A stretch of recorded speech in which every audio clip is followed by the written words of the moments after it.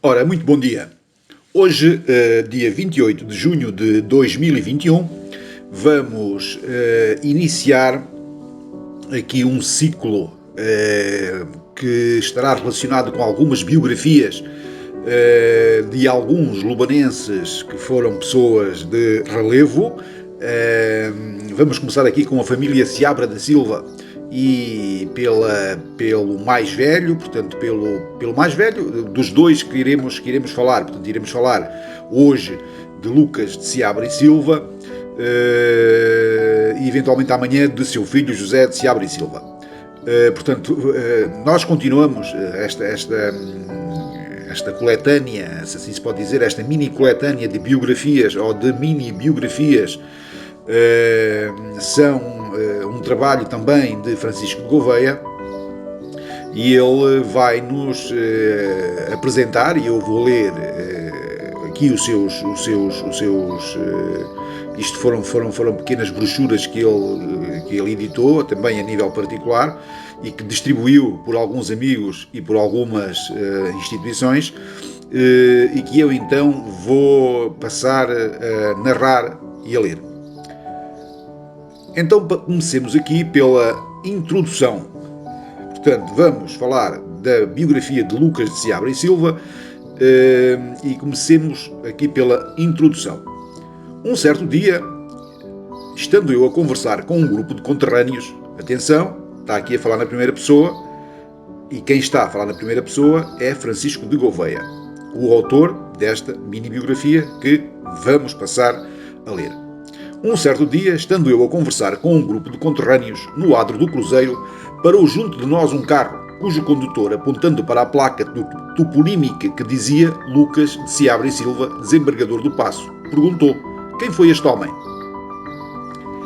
Nem eu, nem os meus amigos ali presentes souberam dizer algo sobre este ilustre lubanense. Sabiam apenas que foi pessoa importante na corte, mas nem a casa onde tinha nascido sabiam, e isto apesar de terem vivido sempre em Lobão. Impressionado com esta cena, decidi por mim investigar as ilustres famílias da minha aldeia e divulgar os seus feitos, para dar a conhecer às gerações presentes e futuras. Meti-me na área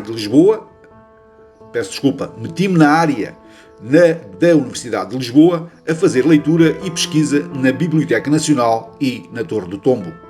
Logo ali verifico, para surpresa minha, que José de Seabra e Silva, portanto filho da pessoa que hoje vamos falar, portanto José de Seabra e Silva, estou aqui a fazer uma parte para nós nos situarmos, portanto logo ali verifico, para surpresa minha, que José de Seabra e Silva tinha sido fundador da primeira biblioteca pública, precursora da atual, e diretor da Torre do Tombo.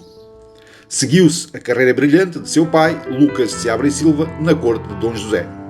Em Várzea, só ouvi falar da casa da Condessa, e se bem que ninguém soubesse quem ali viveu.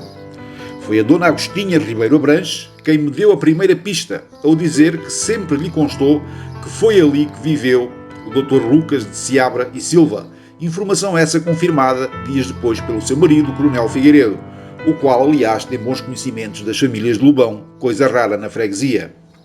As minhas pesquisas estenderam-se até ao Arquivo Distrital de Viseu, onde descobri um documento comprovativo da existência da Capela de São José, mandada construir pelos pais de Lucas de Seabra e Silva em 1730. Tenho assim orgulho em ser o primeiro a comprovar a existência dos ilustres moradores da Casa da Condessa e também toda a sua ascendência. O edifício devia conter placa alusiva a este facto, assim como Tondela deveria incluir na sua toponímia o nome de José de Seabra e Silva, o homem que mandou construir a primeira estrada amealhada a Viseu a passar pelo meio da vila. Francisco de Gouveia faz aqui, há aqui algum cruzamento de informações entre Lucas Seabra da Silva e José Seabra da Silva. Ele alude a estes dois homens, que são pai e filho. Lucas Seabra da Silva, pai, José de Seabra e Silva, filho.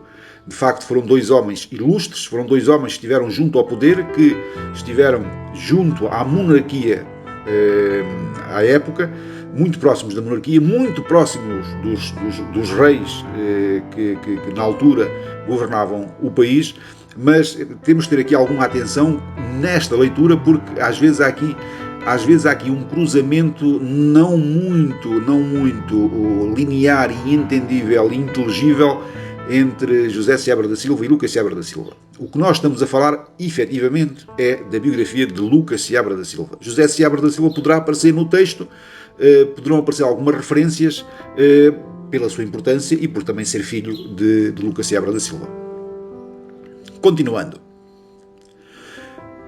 Depois, Francisco de Gouveia passa aqui alguns agradecimentos. Quero aqui manifestar os meus agradecimentos a muitas pessoas da freguesia por me entrevistadas que deram preciosas informações sobre pessoas antigas de Lobão da Beira. Este agradecimento é extensivo ao meu amigo Plácido Marques Antunes e à sua esposa, Dona Adelaide Fernandes Tavares, da Residencial Florescente, junto ao Coliseu de Lisboa, os quais de forma voluntária se ofereceram para subsidiar parte do custo da obra. Vamos agora então... Seabra História. Assim o título, Seabra História. Trata-se do aportuguesamento do apelido da família nobre da Galiza Senábria. Desta passou ao nosso país Mãe Rodrigues de Senábria, ou Seabra, que viveu no último quartel do século XIV e deixou descendência que deu continuidade ao nome já na sua segunda forma. Parece que este Mãe Rodrigues de Senábria, que alguns autores referem como Fernão Garcia de Senábria, tinha sido mordomo-mor do rei de Castela, Dom Pedro, e que, por morte deste, passou a Portugal, ficando ao serviço do rei Dom Fernando. Foi casado com Dona Maior Fernandes, filha de Fernão Rodrigues de Biedma, de quem teve 2 filhos e 2 filhas. Nada se sabe sobre a descendência dos filhos varões, Mãe e Diogo, enquanto as filhas, Elvira, casou com Pedro Arnes. Enquanto as filhas, Elvira casou com Pedro Anes da Nova e Teresa com Martim, o Moço. Entre várias famílias que usam este apelido espalhado por todo o país e os Seabras da Galiza, não é possível estabelecer documentalmente relações de parentesco. É, contudo, tradição familiar, nomeadamente no ramo estabelecido em Valada do Ribatejo, no século XVI, a sua ligação àquele tronco original, comprovada pelo que é dito na Carta de Brasão passada a Pedro Seabra de Freitas, onde é dito que provou ser descendente por linha legítima da geração dos Seabras. Armas. De vermelho, 2 leões de ouro afrontados e sustendo um S coroado do mesmo, bordadura de prata carregada de uma cadeia de negro, fechada em ponta por um cadeado do mesmo, timbre um leão saínte de ouro com um cadeado de negro na garra direita. Falemos agora da ascendência de Lucas Seabra da Silva. Devo aqui mencionar alguns apontamentos sobre os seus familiares, o que demonstra a importância desta família na freguesia de Lobão, já em séculos anteriores.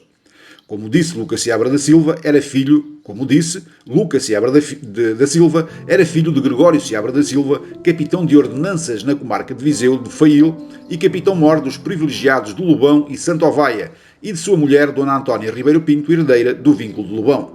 Era neto paterno de Domingos de Seabra de Fail e de Maria Antunes da Silva de Vilachã. Era neto materno de Manuel Ribeiro e Dona Isabel João por sua segunda mulher, Dona Bernarda Antónia de Moraes Seabra, filha do Dr. Lucas Seabra. O Dr. Lucas Seabra da Silva foi batizado na igreja de São Julião de Lobão em 8 de outubro de 1694. O seu pai, Gregório Seabra da Silva, havia casado com Dona Antónia Ribeiro Pinto em Lobão a 26 de novembro de 1693. O sogro de Lucas Seabra da Silva, Dr. Manuel Velho da Costa Marmeleiro, era casado com Dona Bernarda de Moraes Ferraz, a qual morreu em Vilela, nos arredores de Coimbra, em casa do Dr. Lucas Seabra da Silva, em 20 de janeiro de 1724. Nesta época, era lente de prima na Universidade de Coimbra o Dr. Lucas de Seabra e Silva, assim como um cunhado deste, o Dr. André Bernardes, ambos genros do Dr. Manuel Velho da Costa Marmeleiro, o qual, por sua vez, era filho de João Bautista e, ao que parece, neto de Simão Fernandes Marmeleiro e de sua mulher, Ana Velho. Depois, aqui nesta biografia,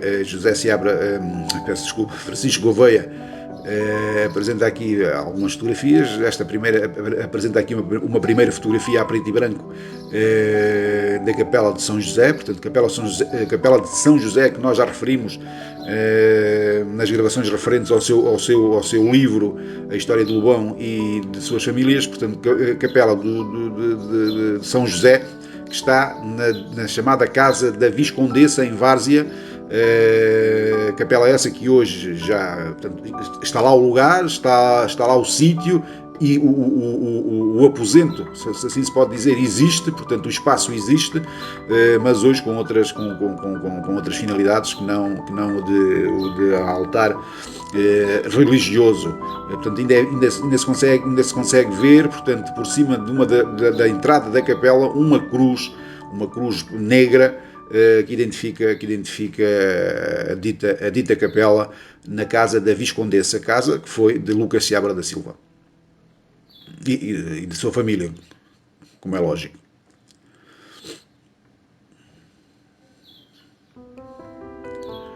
Ora, Lucas de Seabra e Silva nasceu em Várzea de Cavalos, Lobão, terra de besteiros, em 6 de setembro de 1694 e faleceu em 12 de dezembro de 1756 na sua casa de São Sebastião da Pedreira, em Lisboa. Filho de Gregório de Seabra e Silva, capitão de ordenanças na comarca de Viseu, e de sua mulher, Dona Antónia Ribeiro Pinto. Herdou vínculos e títulos Seabra, tidos em Fail, Vilaxé e Lobão. Casou em 25 de novembro de 1731 com Dona Josefa Teresa de Moraes Ferraz, filha do Dr. Manuel Velho da Costa Marmoleiro, e de sua mulher, Dona Bernarda Teresa de Moraes e Ferraz. Depois há aqui alguma... Francisco de Gouveia acaba por repetir aqui alguma informação. Faz aqui em contextos diferentes, mas repete aqui alguma informação. Vamos tentar fugir a essas repetições, mas nem sempre é possível, porque se o fizermos, descontextualizamos aqui a leitura. Então, continuando. Portanto, Lucas de Seabra e Silva foi o primeiro morgado do Lobão e o 7º de Figueiró dos Vinhos por casamento com Dona Josefa Teresa de Moraes e Ferraz. Este ilustre senhor não teve vida muito longa, tendo falecido 6 anos depois de sua esposa, em dezembro de 1756. Há quem veja na causa do seu falecimento a pesada sombra do Marquês de Pombal e as intrigas do Cardeal da Cunha. Camilo Castelo Branco afirma no seu livro Perfil do Marquês de Pombal, publicado pela primeira vez em 1882. O facto baseia-se num hipotético trabalho de investigação secreto que Lucas de Seabra e Silva teria feito a um irmão do Marquês de Pombal, Francisco Xavier de Mendonça, por incumbência de Dom José, ao qual o dito Marquês conseguiu deitar mão e alterar o seu conteúdo. Lucas Seabra e Silva, desgostoso, teria morrido de apoplexia. Uma filha de Lucas de Seabra e Silva casou com Miguel António de Almeida, filho de André António de Almeida, que foi fidalgo da Casa Real, capitão de cavalos em Moura, mestre de campo de auxiliares de Castelo Branco e superintendente das escudolarias. Um filho mais novo, de Lucas Seabra e Silva, exerceu também na corte funções e foi superintendente-geral da polícia no século XIX, o qual mandou encerrar a Casa Pia a quando das invasões francesas devido à falta de recursos. O filho, José de Seabra e Silva, portanto, ele tinha 2 filhos. Um que foi superintendente-geral da polícia e outro, José Seabra da Silva, este com uma influência maior junto da corte. E ele agora passa aqui a referir o outro filho, José Seabra da Silva. O filho, José de Seabra e Silva, que seguiu os seus passos na corte, foi como o filho mais velho quem herdou os vínculos. O testamento de seu pai diz, no meio de todos os meus serviços e ações deles, em meu filho José de Seabra e Silva, por ser o mais velho, a quem pertence a sucessão dos morgados da minha casa. Este poderá requerer e suplicar a sua majestade as mercês que a sua real grandeza julgar correspondentes ao zelo e fidelidade em que mantive a honra de servi-lo, assim como nas ocupações de lente de todas as cadeiras da Faculdade de Leis que regi sucessivamente na Universidade de Coimbra, como nos empregos de ministro nesta corte. Documento singular, revelador de uma preocupação profundamente hereditária, refere Francisco Gouveia. Um seu bisneto, mais tarde, afirmava: não foi só o sucessor da casa de seu pai, portanto José Seabra da Silva não foi só o sucessor da casa de seu pai, Lucas Seabra da Silva, mas também herdeiro dos serviços, que por isso foram nele remunerados. As sucessões eram questão familiar e de honra. Exerceu quase toda a sua vida na corte, dado o brilhantismo como defendeu o seu magistério de lente de prima de leis na Universidade de Coimbra.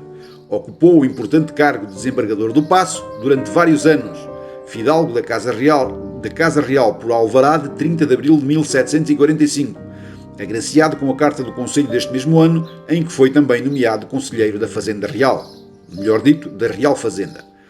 Ocupou muitos outros lugares, sem excluir o desembargador do Paço. Foi colegial de São Pedro de Coimbra, do Conselho de Dom João V e de Dom José, desembargador da Casa da Suplicação, com exercício na Relação e Casa do Porto, deputado da Bula da Cruzada e cavaleiro professo da Ordem de Cristo, por alvará de 6 de junho de 1730.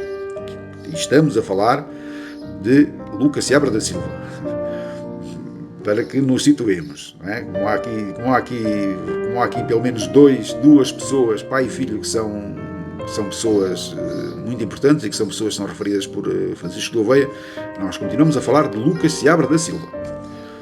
Os seus conhecimentos não foram só no domínio do foro, era também um distinto linhagista. O seu lugar a nível judiciário na capital era de primeira grandeza. Em 1748, publicou uma alegação de direito a favor de Dom José de Mascarenhas, Marques de Gouveia, oponente de sucessão da Casa e Estado de Aveiro, e um tratado erudito de direito genealógico onde abundam os seus conhecimentos históricos. Deixou manuscritos, portanto, deixou manuscritas, portanto, as memórias da história de Portugal e as preleções sobre direito pátrio. Esta será a bibliografia deixada por Lucas Seabra da Silva. Ao deixar de exercer na corte e como bom pai, preparou a antecâmara para ali introduzir o seu filho, José Seabra da Silva, o qual exerceu durante muitos anos importantes cargos ao serviço de Dona Maria e, sobretudo, como braço direito do Marquês de Pombal. Lucas Seabra da Silva tinha casa senhorial em Várzea, na rua principal, frente à casa dos Ribeiros Abranches, com anexos confinados pela Quilha das Gatas, onde se situavam as cavalarias e dormitórios dos criados.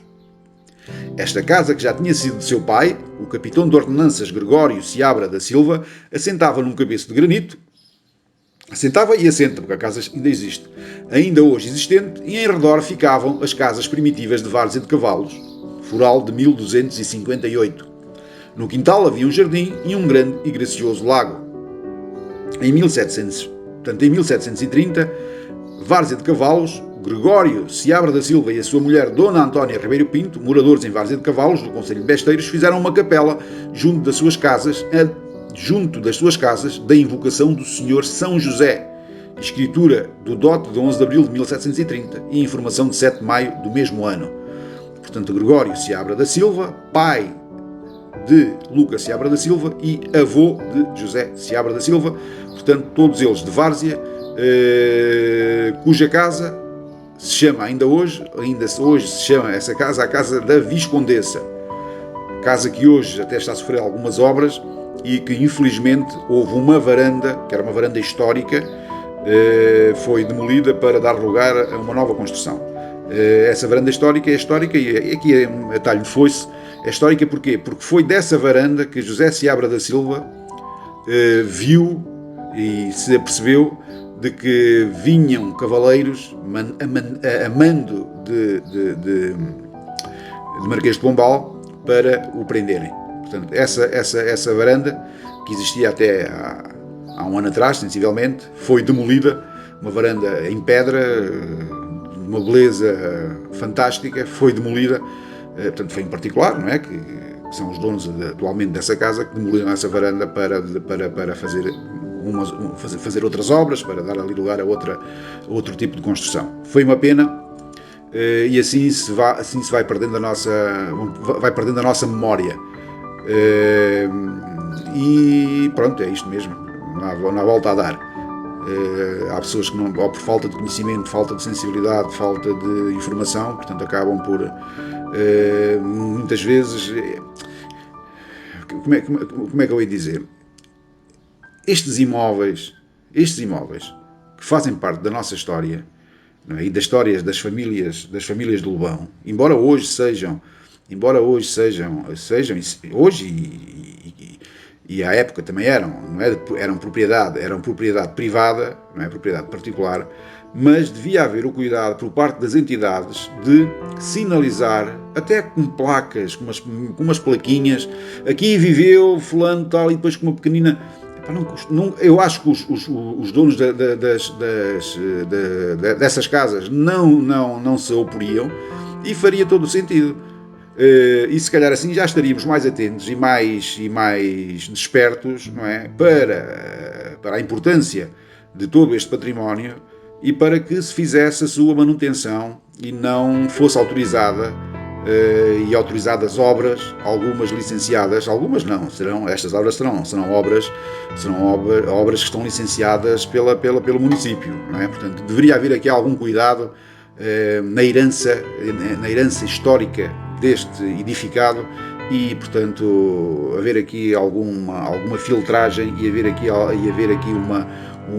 uma atuação proativa no sentido de preservar este tipo de património e este tipo de imóveis.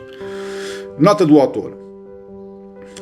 Voltando aqui ao texto. Da capela aqui referida resta ainda parte do frontal e uma desbotada cruz pintada em preto. Está esventrada no seu conteúdo religioso interior, pois em tempos foi transformada em adega, mais um atentado à história da nossa aldeia, diz Francisco de Gouveia. Isto em 2007. Portanto, Francisco de Gouveia depois fala aqui do terremoto de 1755 e vamos então passar a ler. Terremoto de 1755. Como é sabido, pelas 9 da manhã do dia 1 de novembro de 1755, dia de Todos os Santos, um forte abalo de terra seguido de maremoto e grandes incêndios destruiu Lisboa e afetou muito Setúbal, Vila Real, Santo António, Salamanca e outras localidades do país. Bom, Salamanca... Não estou a ver. Salamanca é uma cidade aqui muito próxima de nós, não é? E pertence à Espanha. E eu penso que aqui para estes lados não houve nenhuma réplica deste terremoto, ou não houve aqui... Pronto, tudo bem. Pode eventualmente ser aqui uma gralha de Francisco de Gouveia aqui neste texto. Reinava o rei Dom José com o governo do Marquês de Pombal e ele fazia parte como desembargador do Paço Lucas de Seabra e Silva, um homem de várzea de cavalos. O Marquês de Pombal tomou uma série de providências para resolver o caos que se vivia em Lisboa e reconstruir a cidade, servindo-se de engenheiros militares como Manuel da Maia, Eugênio dos Santos e Carlos Mardel, e com o apoio dos desembargadores do Paço, o que conseguiram com muito mérito e eficiência, o que ainda hoje é visível na Avenida da Liberdade e na Baixa de Lisboa, a qual passou a chamar-se Baixa Pombalina. Vejamos agora o desempenho de Lucas Seabra da Silva nessas providências. Pronto, o que aqui é demonstrado, pois aqui por uma série vai aqui descrever uma série de Francisco de Gouveia vai aqui descrever uma série de providências de Lucas Seabra da Silva, que como desembargador do Paço teve que tomar. Portanto, foram providências que tinham a ver com decisões que resultaram do terremoto e que é aqui, portanto, são aqui descritas estas providências. Seria fastidioso estar aqui a falar sobre elas. Isto, pronto, tem a ver como disse há pouco, com algumas tomadas de decisão relativamente a questões e decisões que tinham sido tomadas pós terremoto de 1755. Portanto, são uma série de providências. E por aqui se vê a importância de Lucas Seabra e Silva na governação do país, não é? Como assessor, como desembargador, como um braço direito de Marquês de Pombal e de Dom José. Ora, providência, portanto, há aqui uma série de providências. Diz aqui depois Francisco de Gouveia, é de referir que, tendo havido cerca de 40 providências relativas à resolução dos problemas na sequência do terremoto de 1755, 12 delas foram dirigidas ao desembargador do Paço Lucas Seabra da Silva, o que prova a sua importância na corte de Dom José. Pronto, era aquilo que eu tinha referido. Ele depois apresenta aqui novamente uma fotografia da casa da Viscondessa e assim termina aqui a biografia de Lucas Seabra e Silva. Pronto. Como Francisco de Gouveia, eu também não conhecia a história, não sabia quem eram algumas destas personalidades que a quem se faz alusão na nossa toponímia. Portanto, uma destas personalidades é Lucas de Seabra e Silva. E Francisco Gouveia, pronto, acabou por nos dar a conhecer a maioria das pessoas, haveria alguma minoria que teriam alguma ideia sobre quem foram estas personalidades, mas a maioria com certeza que não sabiam. Portanto, hoje começamos com o Lucas Seabra da Silva. Ficamos por aqui, porque entendo também isto são estas biografias, pronto, não são assim muito, não são mini biografias, são notas, são biografias muito, como é que é dizer, são pequenas, de facto, acabam por ser às vezes algum bocadinho redutoras, porque de facto uma biografia não se consubstancia em meia dúzia de páginas. Aqui estarão até porque aqui estarão algumas informações relevantes, como é evidente, mas e também é difícil, não é? Isto foi um trabalho, foi um trabalho hercúleo por parte de Francisco de Gouveia, conseguir sinalizar, localizar estas informações e depois transcrevê-las aqui para estes seus livros, para estas suas brochuras, para estas suas publicações. Então, vamos terminar. Desejo-vos uma ótima semana. Não deixo de vos pedir, não deixo de alertar para termos cuidado, não é? A Covid está aí e em força, nomeadamente aqui no concelho de Tondela. Há cá contágios diariamente, já vamos com 25 ou 27 casos, casos ativos neste momento. Vamos ter aqui algum cuidado e desejo-vos de facto o resto de bom dia e até amanhã, se Deus quiser. Muito obrigado.